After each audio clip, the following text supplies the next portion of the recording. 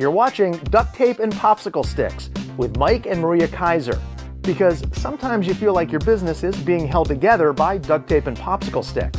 On this show, you're not going to hear the latest business fad. You're going to get useful information that you can apply to your own business right now. Hello and thanks for watching another unbelievable episode of Duct Tape and Popsicle Sticks. I'm Mike Keiser, along with a woman who believes that if you get fired at work, you actually get incinerated. Maria Keiser. How are you? Is there something on the ceiling?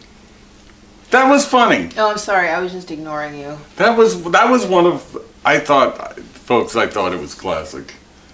Are you still talking? You're fired. Anyway, back to important things. Hey, everybody, thanks a million for hanging out with us. We really appreciate it. As usual, everything you need to know is in the show notes below. How to get to our old podcasts, our other videos, our website, all of our content, all of that jazz is right there in the notes for you. But I want to jump into it. I don't mean to be dramatic. I'm not like bummed out we have to do this episode today, but it's kind of a shame that we have to do this episode today because we're hearing over and over, and we're picking up new clients because of the number of business owners that feel like their current marketing company is simply not listening to them. They don't respond. They don't provide them data. They're not providing accurate reports on ad spend, all sorts of things. Or they don't return texts or emails or calls. We recently got another client for this reason. Or you make a call and then you get an email back. If I've called you, I probably want to call back. Right, exactly right. And, you know, it's really funny to have to talk about providing customer service, but clearly by what we're hearing, a lot of marketing companies are ignoring their clients and not providing the best service they could. And it's frustrating to be ignored by any service provider, but marketing can be particularly annoying. So I almost wish we didn't have to say it, but what are some ways to avoid being ignored by your marketing company? Well, I mean, I guess if they're going to ignore you, they're going to ignore you. That's true. You probably want to ask around, get some references, find out, are these folks exactly who they're selling themselves to be? And then, right off the bat, set those expectations. Yes. Be very clear about what you want, why you need it, and what to expect moving forward, because that's really important. And make sure you both understand the exact same thing.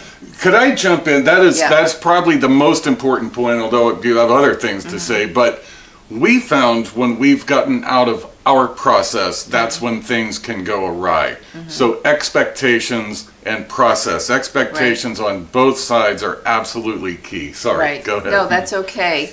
And just be clear about what you're looking for and make sure you hire the right company. So if you hire somebody that only does websites, well, they're going to always want to sell you more website stuff, right? But so if you need social media, they might not be able to do the social media so well, and they might want to always turn it back to the website.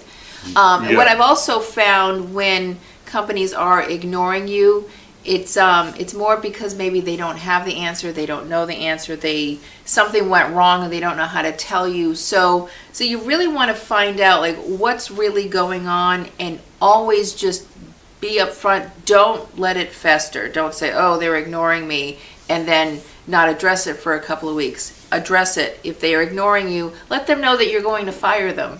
Well, that'll wake them up. Because this is really important, and you pay good money for it. Right. But I'm just surprised how often we hear that people feel like they're being ignored, or they're getting particular products or services shoved down their throat that didn't work, or whatever the case may be. So it just felt important to bring that up today. Yeah, and that's the main reason why we do the onboarding to start with, because we want to understand your company. We want to know what makes your customers, what your potential customers want to hear about. So you want to hire a company that will listen to you, that will work with you, that will take the time to investigate, and will also let you know, like, hey, this didn't work out, or I don't know what to do, or I don't know how to do this, and be upfront about that.